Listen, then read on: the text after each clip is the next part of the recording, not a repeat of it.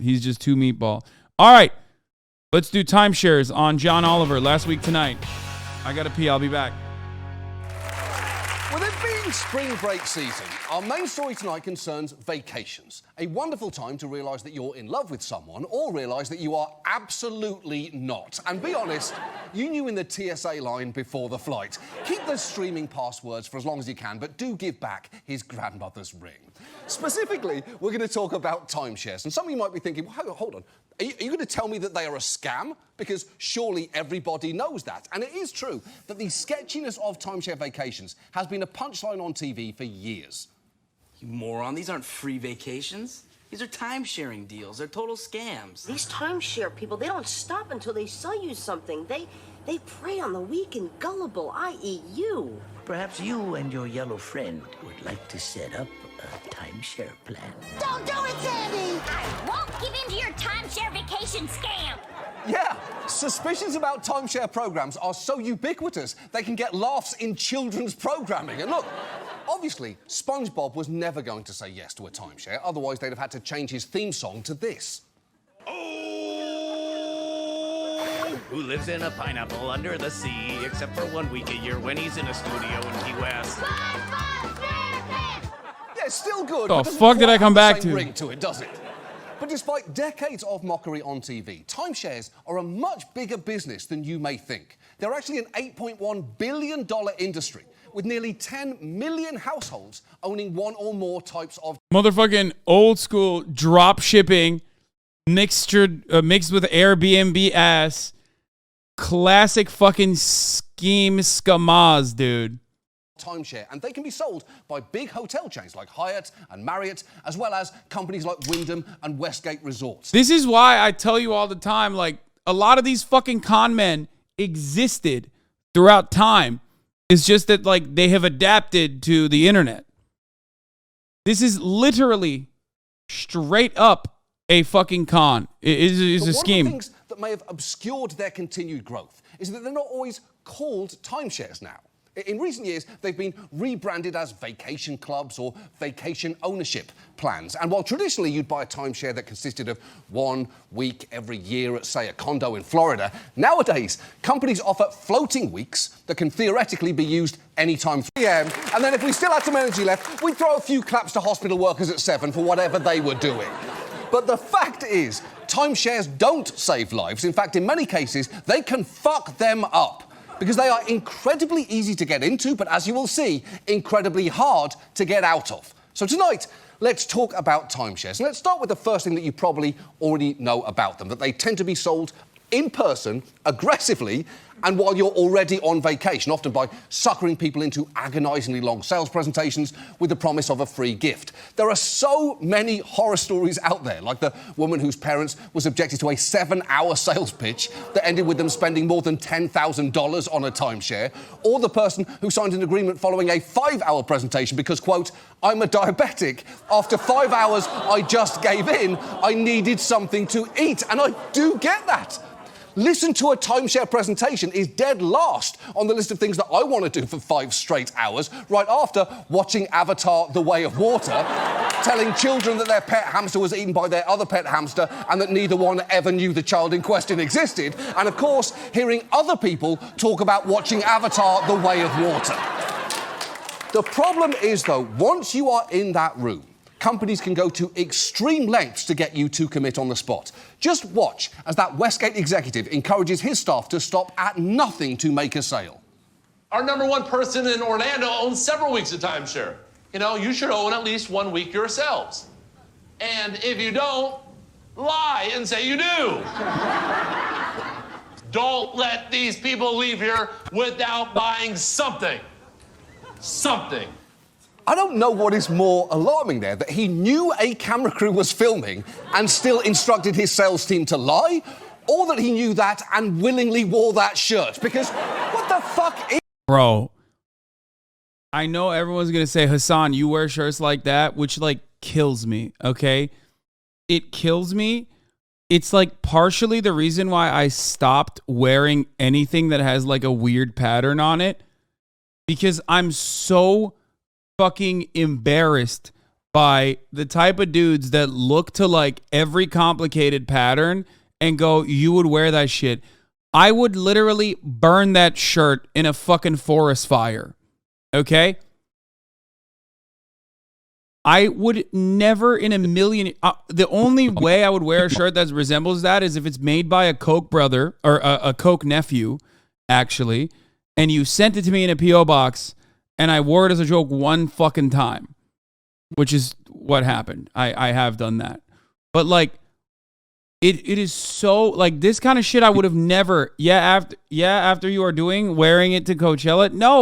No. You guys literally don't fucking understand.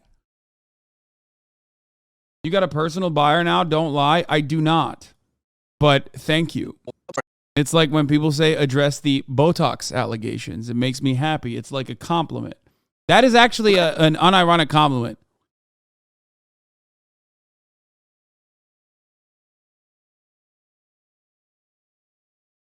I hate that people see that I wear patterned shirts and think it's always the same.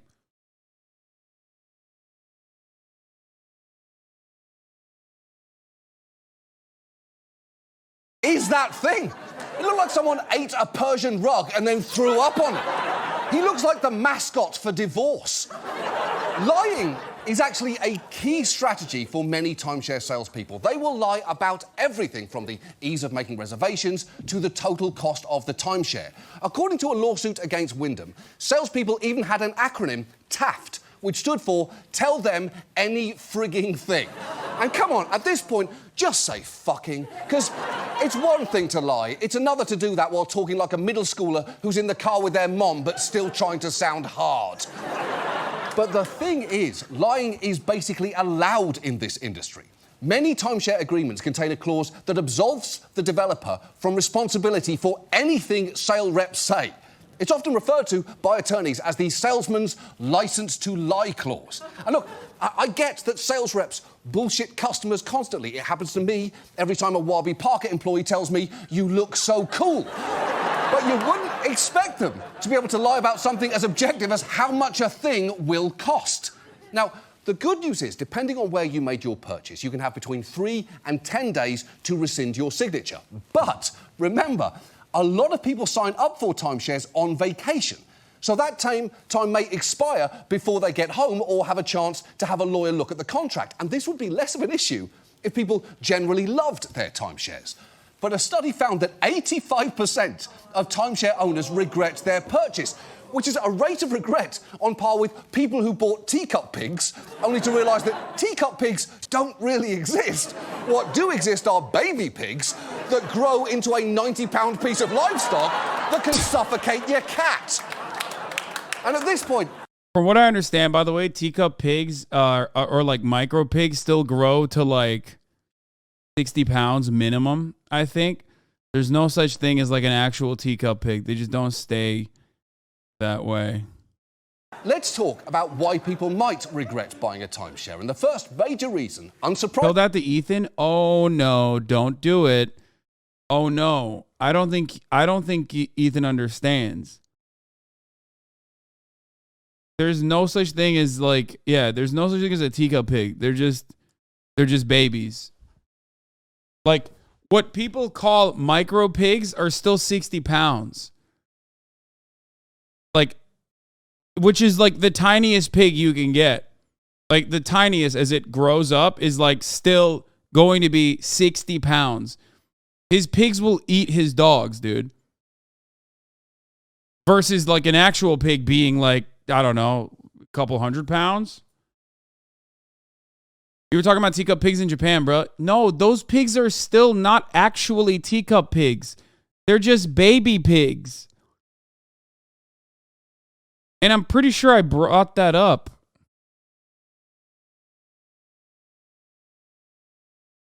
Even at there's no such thing as like a small pig. People don't realize that.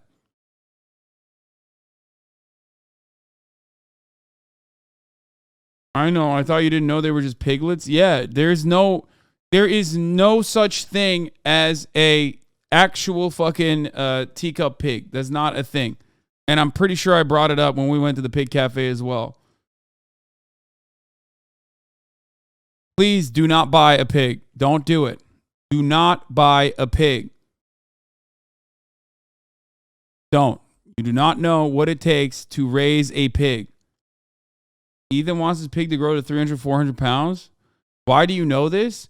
What do you mean? It's like cute shit. Of course I know this because, one, influencers used to fucking buy pigs thinking that there is such a concept. People, like, there's been news stories about it. People buying, like, what they consider to be teacup pigs thinking that they're going to stay that size and then having to, like, try and raise it in a fucking apartment.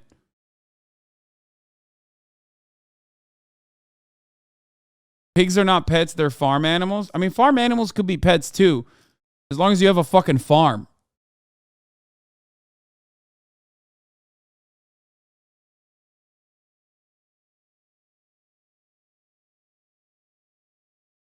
Parrots also live to be like 50 plus. Don't buy a parrot unless you're like a big bird person. Wait, really?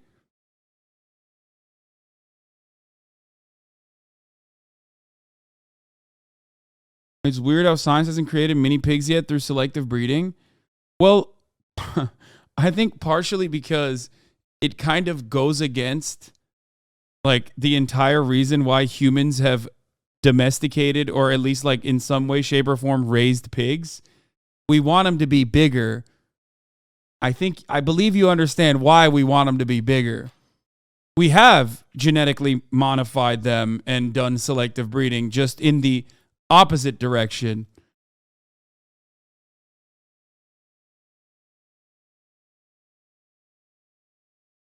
You know, so we can eat them. Surprisingly, is cost. Because the upfront cost for a 1 week annual timeshare vacation can average around $24,000. But that is just the beginning. Because on top of that come other expenses like maintenance fees, which typically go up every year and at high-value resorts can run from $2,500 to $3,500 per year. And you are on the hook for those costs, whether you use your timeshare or not. Which actually brings us to another major problem, because if what you bought is points or a floating week plan, you still need to book time at your resort, which can be unexpectedly hard. Just listen to this man explain his attempts to book a vacation at the Westgate timeshare that he bought in Branson, Missouri 6 years earlier. The first year, I call a month in advance. They say, you're giving us a very short notice. so year 2, they called 6 months in advance. You are calling too early. Year 3, they called 2 months in advance, but we're told they called too late. You can still go, but we have to charge you like any other person. So far, the Nasirs have spent more than $15,000 for a timeshare they've... This man looks like a mark. Yeah, no shit. He bought a fucking timeshare in what, Missouri? Yeah, he bought a timeshare. Of course he's a mark. And he bought a timeshare in Missouri, which is like triple mark. You know?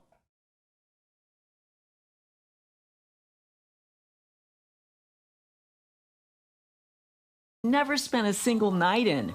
When the Nasirs complained to Westgate, they were told they would have an easier time using their timeshare if they upgraded to a better plan for an additional $15,000.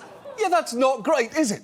Being asked to pay $15,000 for something that you've only seen in pictures is not a timeshare. That's an expensive and remarkably niche OnlyFans account. But Westgate's response is pretty common across the industry. Once you buy a timeshare, the pitch is you really need to upgrade to get the most or possibly anything out of your purchase.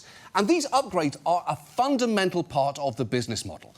At one investment conference, Marriott stated that every $30,000 spent on the purchase of a new timeshare should generate an extra $20,000 from upgrades after just 5 years. So it's hardly surprising that companies frequently pressure people to pay for upgrades, sometimes with the exact same aggressive tactics that got them to buy the timeshare in the first place. Customers of Wyndham Resorts have said that whenever they'd go on vacation, they'd be forced into so-called owner update meetings, where they were then pressured to spend more, like this woman. The 76-year-old widow is deep in debt, owing more than $175,000 after she claims she was repeatedly tricked and harassed into buying timeshare points. Folds also claims in her lawsuit Wyndham sales reps told her things to convince her to buy more points that ended up not being true. If I would just sign it, then they could lower the interest rates. Is that in fact what happened? No. No. She says Wyndham salespeople also told her the company would buy back any extra points she didn't use. And that, too, she later found wasn't exactly as it had been explained. Were you surprised to discover that? Very surprised. Not only surprised, he may need to bleep this out. I was mad as hell. Wow. She is pissed there. I know mad as hell might not sound that extreme. Preying on the elderly is pretty much a good descriptor of like multiple robust industries, whether it be end of life care, whether it be insurance schemes, whether it be a fuckload of like industries built on robocalls. This is what we do. They are in many ways some of the only fucking group of people that have like disposable income, and certainly not because of Social Security, but because of like the you know, baby boom era levels of like wealth accumulation. So that's it. They are like the last remaining bastion of people who actually do have like some level of assets. So they get preyed on regularly. They're also, you know, not with the times, obviously. I mean, oh, wait, before I forget, the largest scam for boomers, the GOP. Before I forget, of course, yes, that is probably the largest scam that you could ever engage in, which is the Republican Party and voting for the Republican Party. Fox News, another one. Great. To us delinquents on HBO. But coming from a 76-year-old woman in Tennessee, that's equivalent of a child screaming motherfucker through a bullhorn at an elementary school. It's that level of intensity. So between fees and the constant pressure to pay for upgrades, you can see how people might end up regretting their purchase. Even those who initially enjoyed their timeshare might end up wanting to get rid of it, either because they're getting older and not wanting to travel as much, or they're just getting tired of going to the same place. But the problem is, whatever your reason for wanting to leave a timeshare, you will soon realize it is very hard to do that. And that is because many agreements contain a so-called perpetuity clause. That means that the purchase, as well as all those regular maintenance fees, are a non-cancelable lifetime obligation. That is, how is that not illegal, dog? Isn't the FTC actually moving on this and other insane contracts like this? First time I ever got, a shit credit score, despite the fact that I do not have a credit card, was because I signed up to a gym.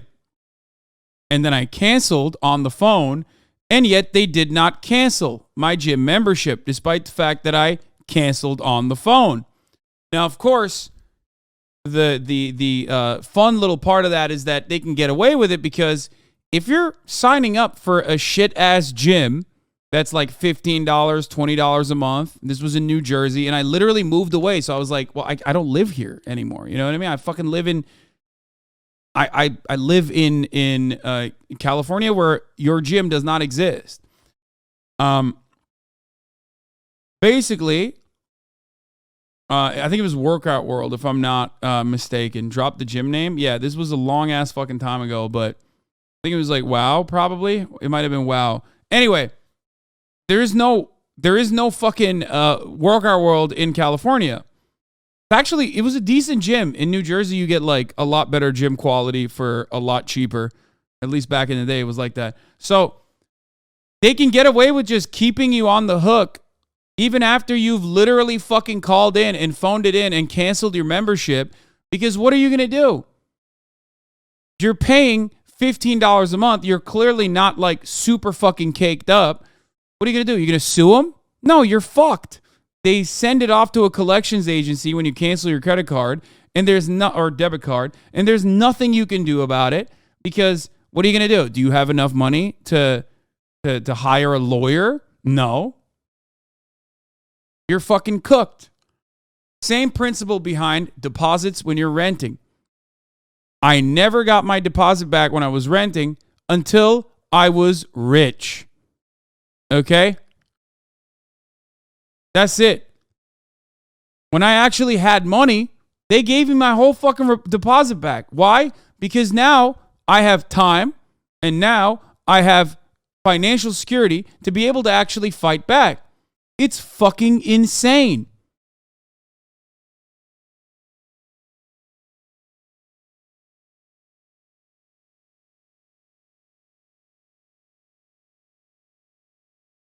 And luckily, now, click to cancel rule would penalize companies that make you cancel by phone.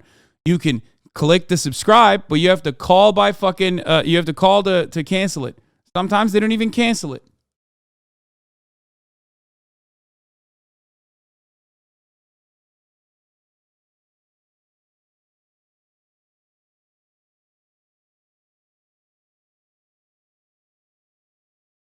I've always had good luck on deposit even before I was making money, but a lot of my friends had issues with it. Yeah, that is not the common experience, I'll be honest. Yeah, gym memberships are hard as fuck to cancel. You're like kind of stuck with them for life in many ways. And they also make it intentionally confusing. They make it seem like you actually canceled when you didn't.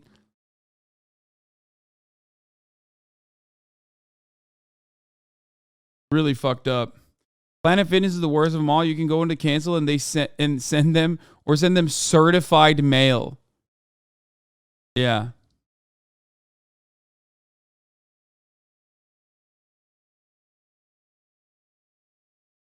It's just so fucked. It's so fucked. It's called a deposit, man. It's not like additional cherry on top for you, you fucking piece of shit. Scumbag, dude. Fucking scumbag. How do renting deposits work in the U.S.? In New Zealand, we have a government agency that handles them. I wonder why there is a whole-ass government agency that handles deposits. Perhaps because capital owners are going to do capital owner shit. Landlords are going to do landlord shit universally. So the government said, okay, no, you're not doing this any longer. Because when you think about it, it's like 1 month or 2 months in some instances, or at least 1.5 months rent that they get out of you. They also, unless you fight tooth and fucking nail, will try to literally take money from you when you're transitioning out of the house. You know what I mean? Like they'll be like, oh, well, you gave your 30 days notice, but like technically, it's actually the first day of the month. So we're going to try to fucking get the extra month out of you. And it's like, no, this is a 30-day notice. Like, fuck you. You have to prorate it. If you want to take more money out of me, you need to fucking prorate it. So they try to milk you as much as they can. And when you think about it, it's like they're getting, in some instances, 2, maybe 3 months of rent for free out of you that you didn't even fucking pay for. That accumulates over time. Like, that's a crazy amount of money that they're making. So the government probably had to step in New Zealand and decide, we can't do this any longer. Then they find shit to dock you for that they have to fix. Oh, that's the best part.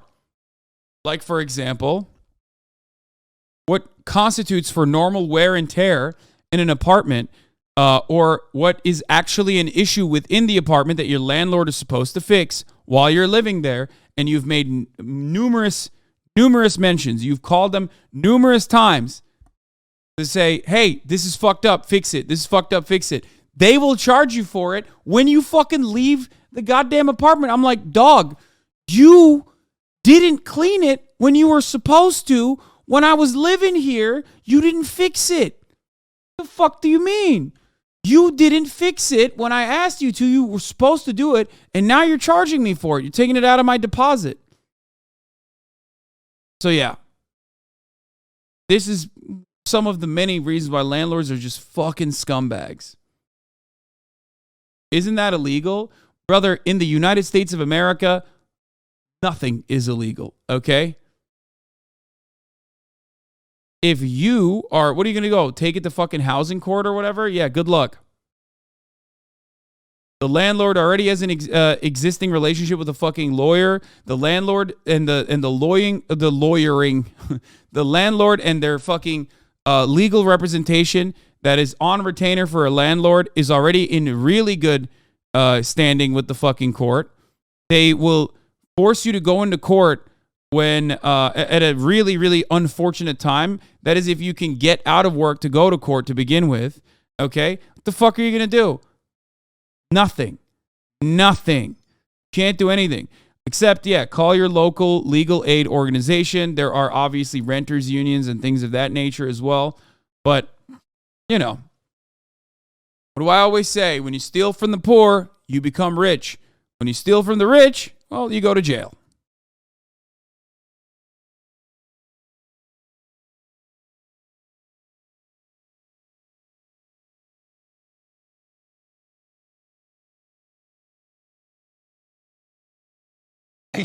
Which is ridiculous. A contract for a vacation shouldn't be harder to get out of than fucking Scientology. Where's Shelley, by the way? I'm sure she's fine, but where is Shelley? Now, some developers claim to have programs where they'll take a timeshare back, but there is a lot of fine print there, including the fact that they're often only available at the developer's discretion and could involve paying a significant... Okay, HasanAbi, most landlords do not have a lawyer on retainer. Most landlords own a couple properties, not enough to retain a lawyer. Okay, even fucking like... First of all, no, that's not true. A lot of people will buy a fucking apartment and then put it under a management corporation, a management group, because the reality is they don't want to fucking deal with that shit. Because if they were actually managing it like the way you just described it, the mom and pop landlord, they would have a really fucking hard time probably shellacking their own, renters, okay? It's infinitely easier to just turn around and hand it off to a fucking management housemaster 22. What the fuck? Not true. Literally, as a landlord won't charge. Fuck you. Talking about their own personal abuse in America. Not true. Yeah, you're so right.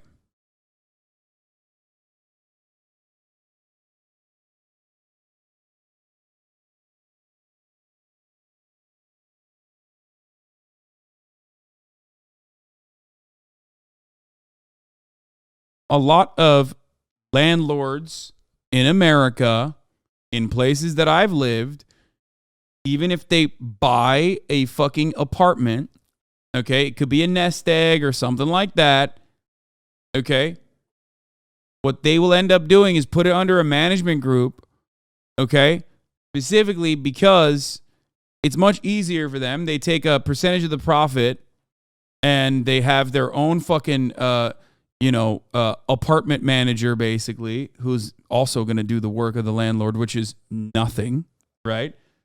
They literally will let someone live in the apartment complex to just fucking, to just basically tell you to fuck off, but, put a personal human face to the fuck you, okay?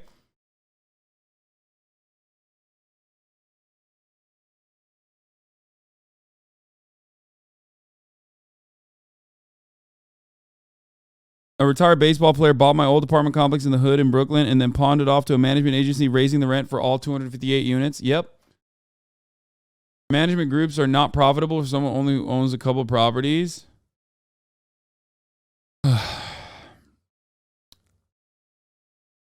Management companies employing resident managers at fucking insane levels of middlemaning, but it's just more capital as innovation for you. Hey, somebody's got to do it. Anyway. Even if it is a landlord himself or themselves, and it seems like I got a lot of TikTok landlords in the chat, okay? Only a couple properties Andy's in the chat. Ultimately, it feels a lot worse to fucking charge someone rent when you see them face to face, I feel, okay? You develop an understanding of their situation. That's part of the reason, I think, that people use management firms. Regardless, though.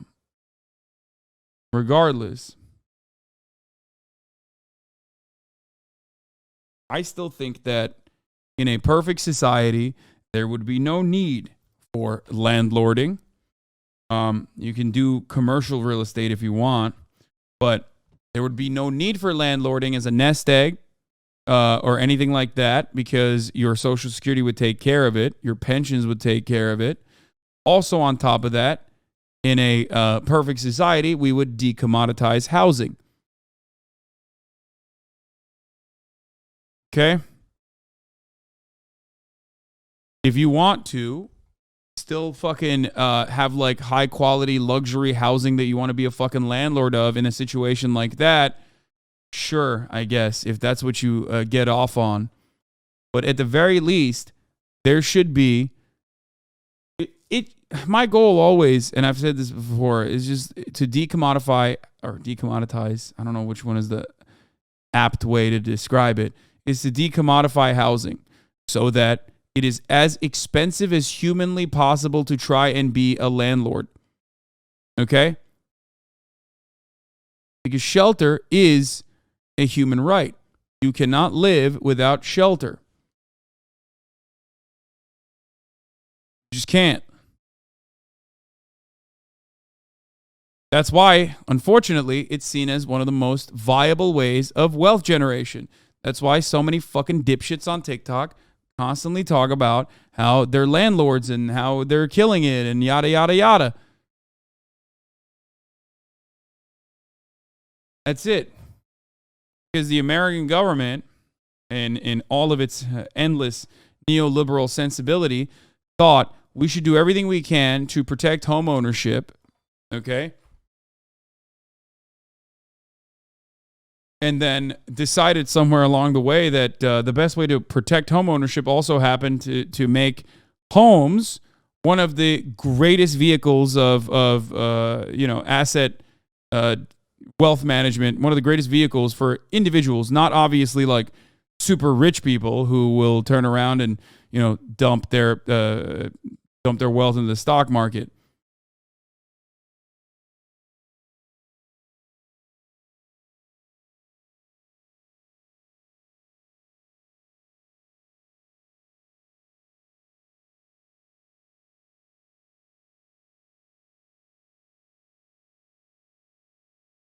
There are a million different ways that you can use your home as a tax shelter or reduce your tax burden. There are a million different ways. Like once you are able to purchase a home, there are so many different ways that you could genuinely generate income off of your home. Okay? And the irony is, well, one, I know all of it. I choose not to practice it. But the irony always is, and I've talked about this before when I bought the house originally, is that the mortgage that you put is not all that expensive in comparison to how much you'd be paying in rent. Okay? As a matter of fact, in many instances, the mortgage on this house is significantly cheaper than how much this house would cost if I rented it. And at the end of that, at the end of my mortgage, I own this thing. Even if I own it with debt currently, I could technically sell it. You know what I mean? Wait, are you stuck in a timeshare? What? No.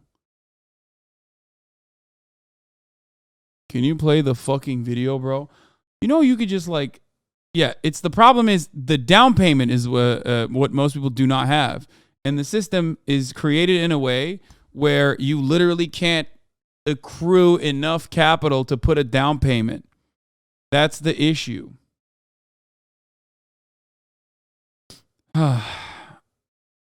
Rent is always less inefficient. Being poor is actually expensive. Yes. Fee, which sometimes can be equivalent to 2 years of maintenance fees. And if the company won't take it back, good luck. Because it can be hard, if not impossible, to sell a timeshare. In fact, the resale site Redweek shows a number of them being sold for literally $0. And keep that in mind anytime anyone says that a timeshare is an investment. Investments are supposed to gain value. A timeshare is as sound an investment as opening a Ghislaine Maxwell-themed restaurant. Geely's, when you're here, you're in danger. And all this actually gets one step worse, thanks to something that's often framed as a selling point for timeshares. It's a great feeling to know that our grandchildren, when we're not around, will passed be on to enjoying it. It will be our legacy to them. Even as we pass on. It's so sad. I mean, these people are paid, right? marketing. You're right about homeownership, but interest rates really do change that calculation. Sure. But you can also always, refinance your home. Again, one of the millions of different readily available tools at your disposal when you have a level of wealth accumulation. That's my point. Poor people don't have those tools.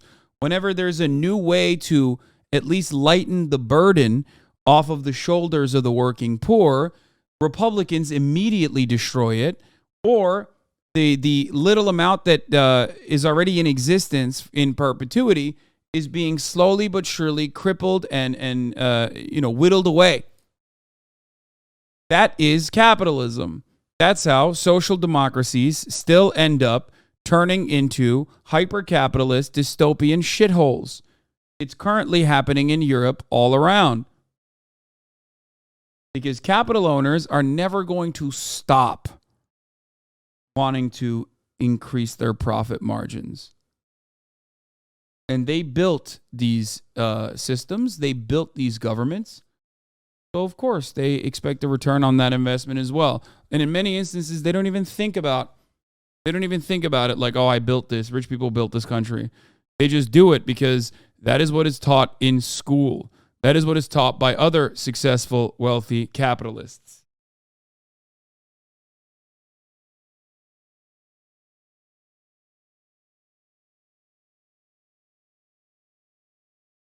Can't get shit till your family members die. Even then, you don't get much because they never cared. I mean, there's not a lot remaining probably at the end of your family members' lives. Let's be real. So, it's always like this. Every single get-rich scheme on TikTok is exactly the fucking same. They never tell you the hardest part. They never tell you how to get the first down payment. Because once you secure the first down payment, it's over. You know what I mean? If you have enough for a fucking down payment, you can get together with a couple people even and, purchase a home. Hopefully it has like multiple rooms. Rent out one of the fucking rooms to at least lighten the burden of the fucking mortgage. Okay? And then ultimately, the property value will go up because it's kept that way. Property values are always going up because there's no new development, or the new developments are different kinds of developments, or luxury high rises or whatever. It's never there's never like an infinite supply of new housing that's immediately and readily available. No, but you're just being salty because you don't realize that most landlords aren't demons. They just used multiple slurp juices on their land and it became an apartment. Good. There are first-time home buyer programs through the U.S. government. I bought my house with 0% down. I mean, yeah, but you're still getting fucking shellacked on the mortgage on that one. Like, you're paying so much more. Or you're a veteran. He's saying there are first-time home buyer programs through the U.S. government. Just fucking join the military, dog.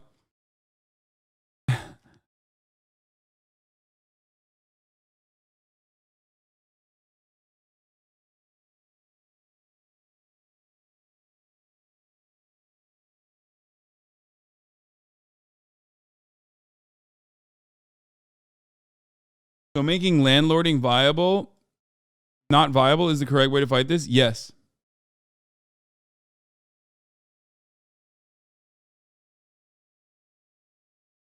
Are you going to address the Howard thing? What is the Howard thing? Howard D's nuts? Oh my God.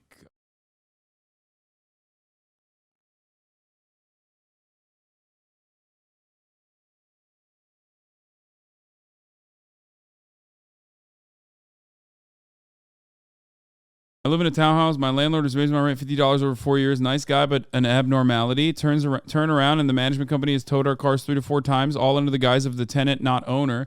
After paying the roaming fee, why would I seek legal recourse? I have no money.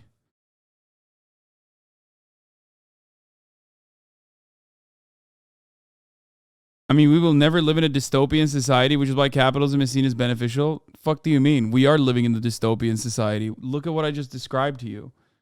America is the greatest nation on earth if you're rich. If you're middle class or working class poor, you're fucked.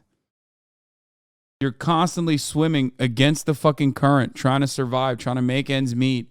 There's nothing that you can do to like squeeze a fucking dollar to save your life. And those who actually do become rich, those who actually do, gain a level of financial independence, oftentimes do it because one, they have intergenerational wealth. Okay, more often than not, this is the way that they do it. And I don't mean like their parents died and left them a fucking inheritance. So don't give me that dumbass Ben Shapiro argument. Okay, or they get incredibly lucky, right place, right time. Sure, they're hardworking, but still profoundly lucky.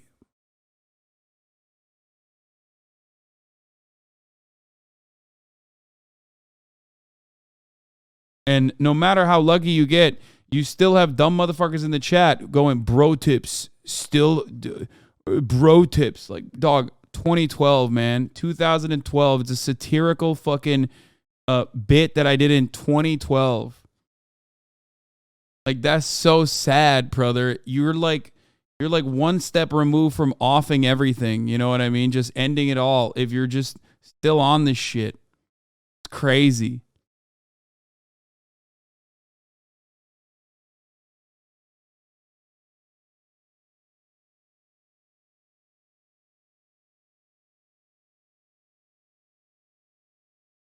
Anyway.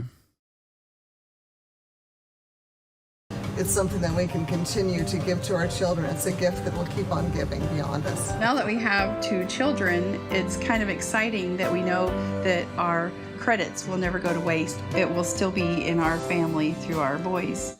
Okay, one of those boys seems happy about that, but the other one does seem pissed and much more interested in the upside-down construction truck that he's holding. And he's honestly right, because if there's one thing to take away from this episode, it's that if you have a choice between a timeshare and an upside-down truck, take the truck every time. At least you technically own that.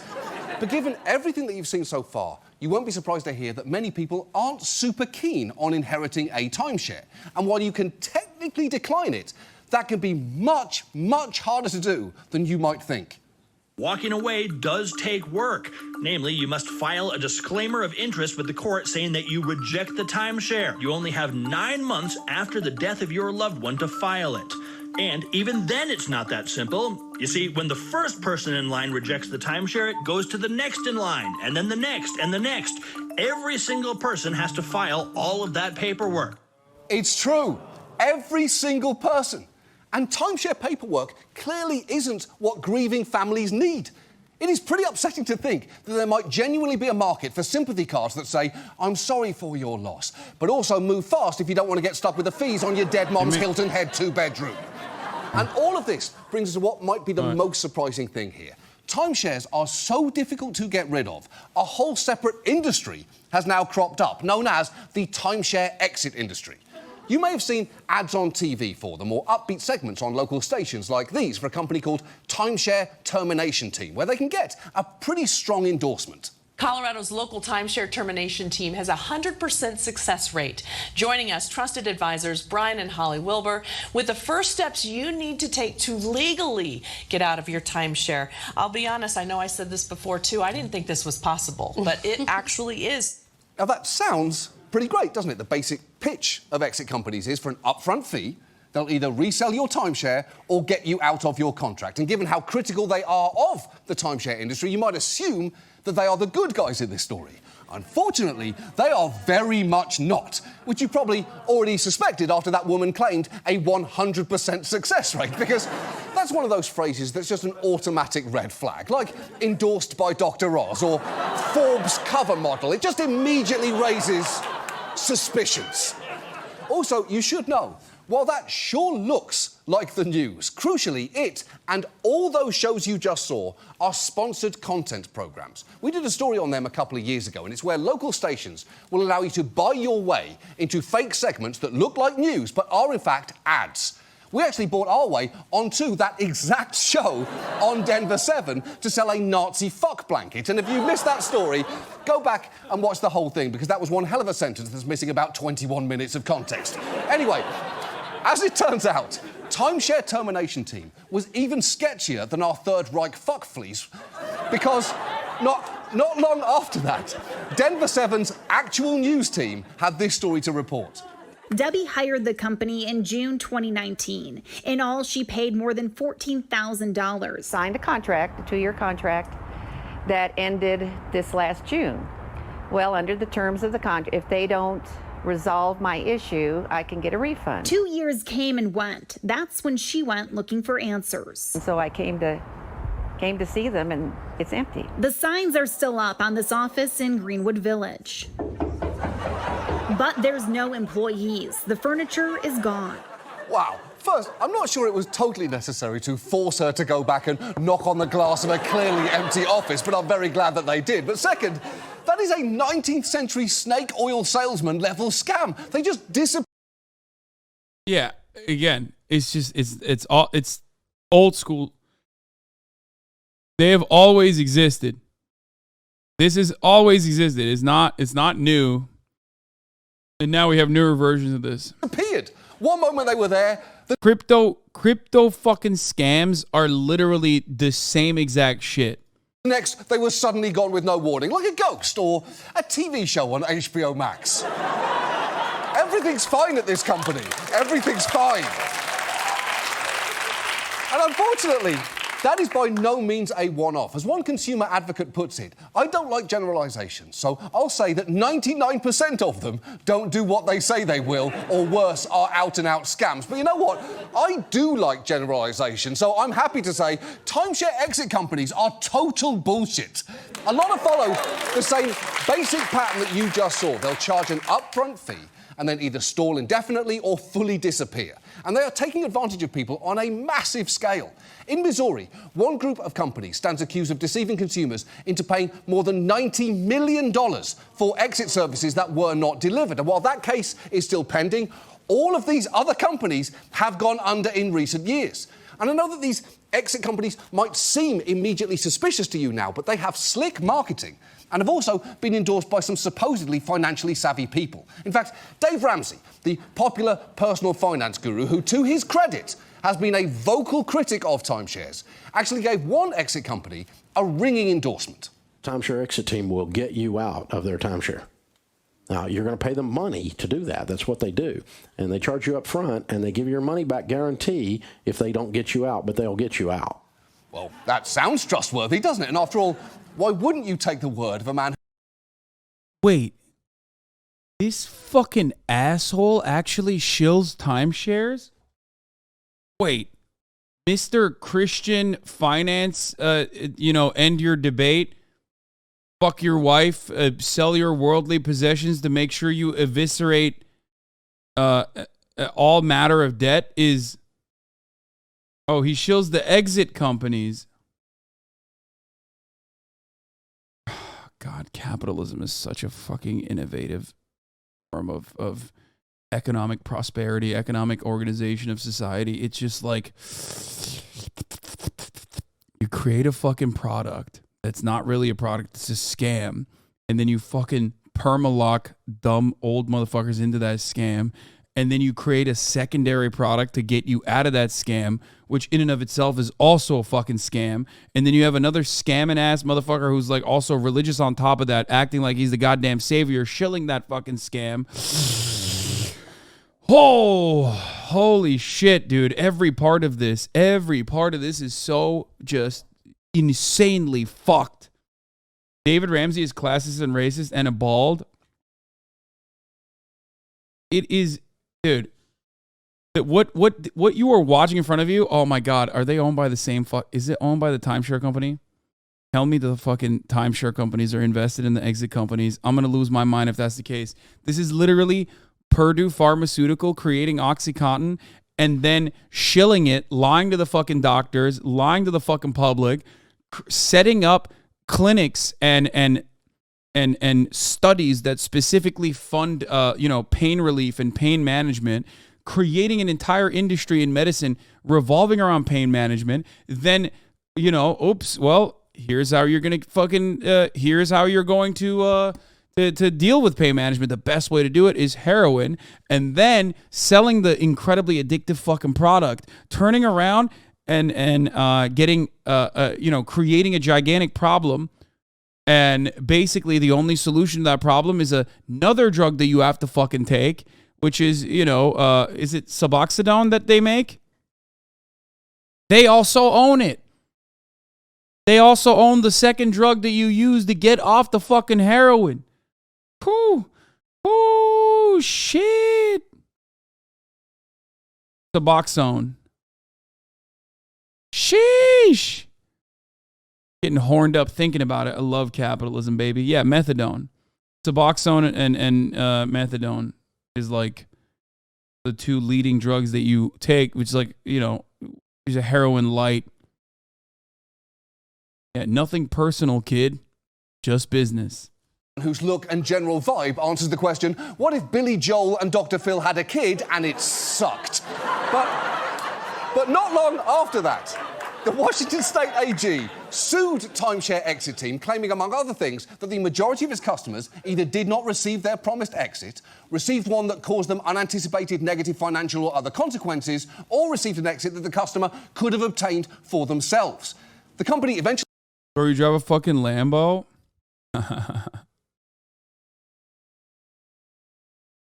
I love when some dumb motherfucker online mentions me and all their little freaks come in here and just like shit up the place. First of all, it's not a Lamborghini, it's a Porsche.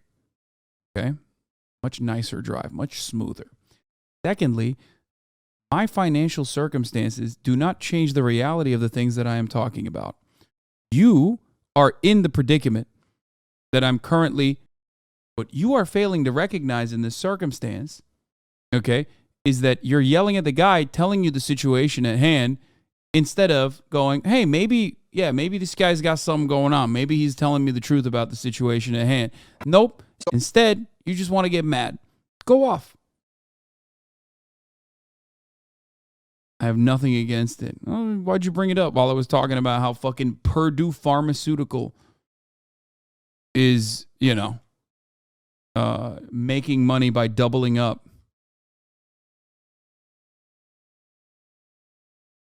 Bro, the Porsche is insane. The handle is like gliding on water. Wait, what? No, it's not. Shooting the messenger in 2023? Because you are killing it, bro. I am not killing anything. The only thing I kill it is the top of the hour ad break when I serve it to you and you go, what the fuck? I was not expecting that. But fear not. You can avoid those ads if you subscribe for $5 or for free. Was a Twitch Prime, that is. Or by getting gifted a sub if you're lucky. Here's the 3-minute ad break now. Going right into the Lambo fund, baby. Actually shut down, but only after it was forced to pay $2.6 million in restitution. And if you're thinking any of that gave Dave Ramsey pause for reflection, you should know it did not. Because after Inside Edition did a segment covering Timeshare Exit Team's issues and questioning his endorsement of them, he pushed back like this. I didn't know you could buy a story on Inside Edition. I didn't think you all were that. I knew you were tabloid, but I didn't know you were that low. Or are you just so dumb that you didn't understand you were on the wrong side of this argument on the basis of the consumer? So this is why Timeshare is not on the air anymore. Timeshare Exit Team. But guess who's still on the air? Me. Me. And I'm sitting in a $300 million paid-for building. Neck deep in cash, you jerks. Yeah.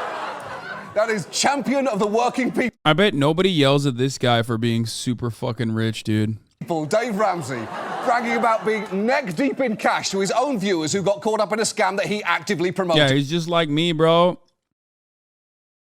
He's just like me. I'm also sitting in a $300 million building. All while having his hands like this. A pose used almost exclusively by cartoon supervillains plotting ways to kill Batman. But the thing is, there is no right side to be on here. Timeshare companies and timeshare exit companies are both terrible. One is a shitty business model that's somehow technically legal, and the other is oftentimes an out-and-out scam, but neither is good. And it's very important not to lose sight of the fact that beneath all of this are people who can get victimised, and in some cases, twice. If you watch a lot of stories about these companies, it is heartbreaking just how often the people in them talk about how ashamed they feel about falling for this. Nobody in my family knows. Nobody. Makes you feel bad when you think you done something that's stupid. Well, we bought the timeshare, which took us to the cleaners, and it made me feel stupid. It doesn't make me too good. You know, it's like, I think I'm smarter than that. Yeah, I get that, but to be clear, the shame here should not be on the people who were That's so fucked. It should be on the industries that exploited them, told them any frigging thing they wanted to, and abused their understandable desire just to take a fucking break.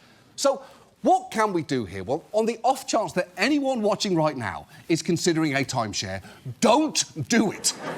If you know Don't do it, chatters.